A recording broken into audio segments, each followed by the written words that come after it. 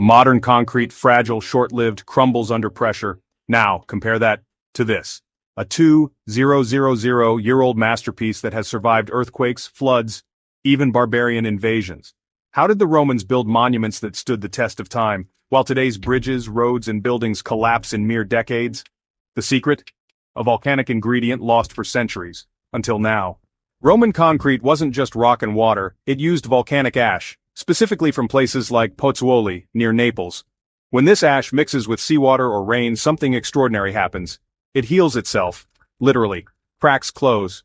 Structures grow stronger over time, not weaker. Meanwhile, modern concrete, cheap, fast, and brittle, cracks, corrodes, and crumbles. The average lifespan? Just 50 to 100 years. We're finally copying Rome, 20 centuries late, but better late than never. The past may just hold the key to building a future that lasts forever. Would you trust ancient tech to build your city? Tell us in the comments. Don't forget to like and subscribe for more untold stories of history and science.